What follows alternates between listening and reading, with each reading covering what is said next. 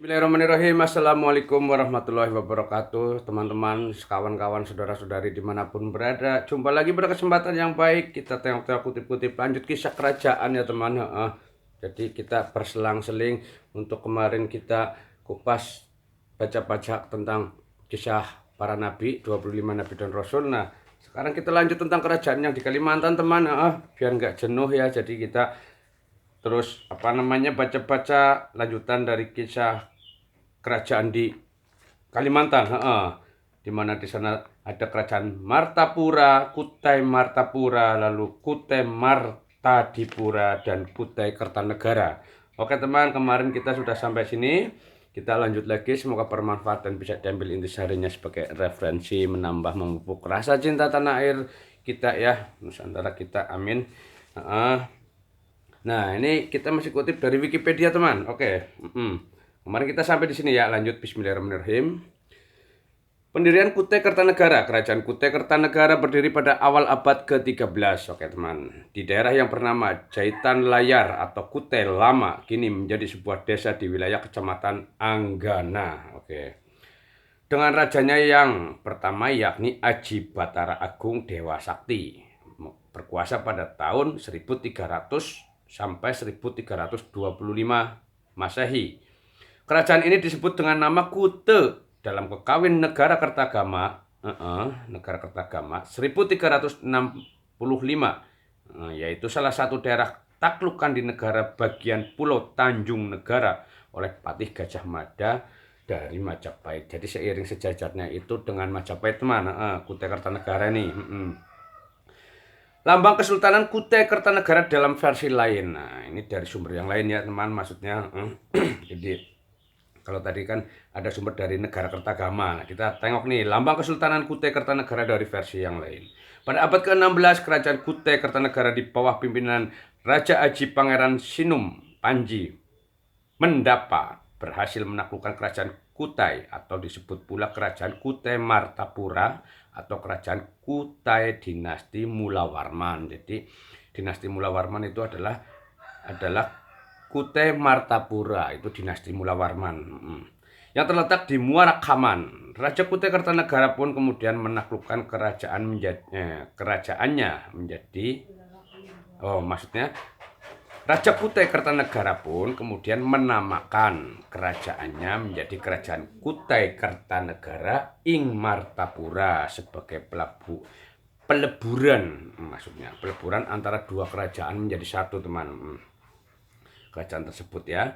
Pada abad ke-17, agama Islam yang disebarkan Tuan Tunggung Parangan diterima dengan baik oleh Kerajaan Kutai Kertanegara. Nah, takut mau salah ya teman. Agama Islam yang disebarkan Tuan Tunggang Parangan diterima dengan baik oleh Kerajaan Kutai Kertanegara yang saat itu dipimpin Raja Mahkota. Oke, gitu teman. Abad ke-17 nih, Islam. Agama Islam disebarkan Tuan Tunggang Parangan. Oke. Nah, pada saat itu Kutai Kertanegara yang saat itu dipimpin oleh Raja Mahkota. Lebih seabad kemudian, sebutan raja diganti dengan sebutan sultan.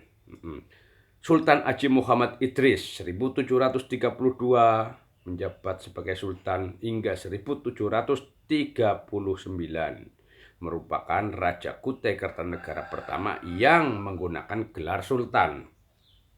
Dan kemudian sebutan kerajaan pun berganti menjadi Kesultanan Kutai Kertanegara ing Martapura. Begitu teman, menarik ya. Saya juga jadi lebih paham ini dengan baca-baca, dan untuk membaca teman kawan semua juga saya belajar ini teman. Semoga bermanfaat untuk kita semua. Lanjut teman. Menurut Hikayat Banjar dan Kota Waringin 1663, negeri Kutai merupakan salah satu tanah di atas angin. Nah, ini bahasa ya, maksudnya di atas angin, sebelah utara yang mengirim upeti kepada Maharaja Suryanata Raja Banjarindo Negara Dipa. Negara Dipa maksudnya Jawa mungkin. Kalau nggak salah ya teman, maaf saya mengomentar ini. Negara Dipa dalam kurung. Jawa Dipa kan.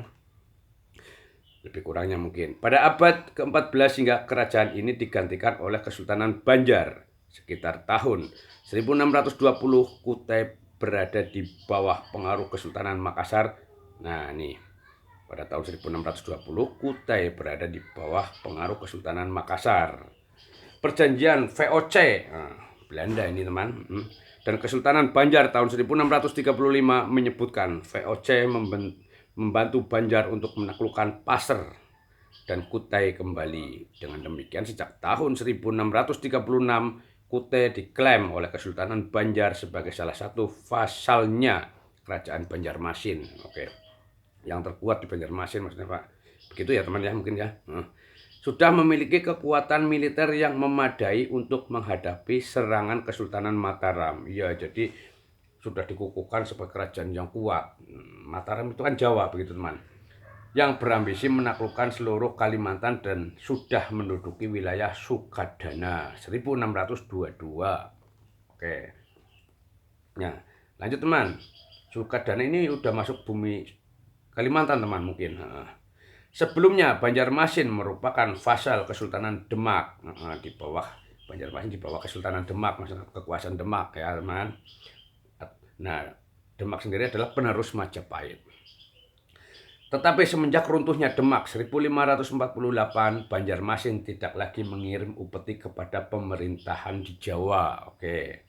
Sekitar tahun 1638 dalam kurung sebelum perjanjian Bungaya, Sultan Makassar Gowatalo, Makassar atau Gowatalo ya, meminjam Pasir serta Kutai ya, Berau dan Kerasikan atau Kepulauan Sulu dalam garis miring Banjar Kulon atau Banjar Kulan ini sebagai tempat berdagang kepada Sultan Banjar Mustain Billah atau marhum Panembahan dan berjanji tidak akan menyerang Banjarmasin. Oke, ada perjanjian di sini. Hal tersebut terjadi ketika Kiai Martasura diutus ke Makassar dan mengadakan perjanjian dengan namanya susah nih, Mangadakina Daeng. Nah ini kalau nggak salah ya, Sita Bakaraeng Patingaloang Sultan Mahmud, yaitu Raja Talo yang menjadi mangkubumi bagi Sultan Malikus Said Raja Goa tahun 1638-1654. Jadi maaf nih teman, lafaz bahasa ya ini ejaannya sangat susah karena tulisannya seperti nama Patingaloang.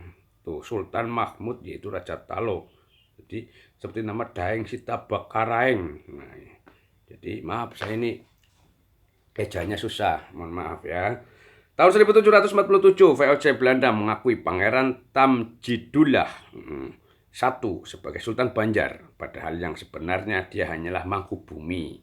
Oke, jadi Belanda mendukung nih mangkubumi di situ.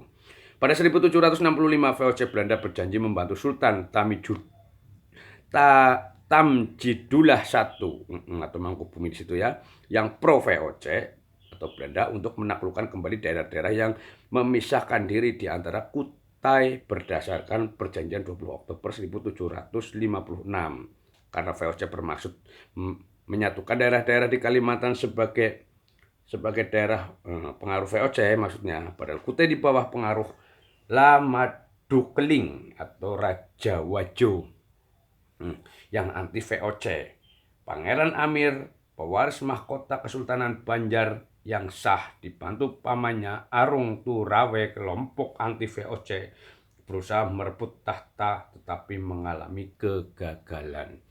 Oke teman, sampai di sini ya.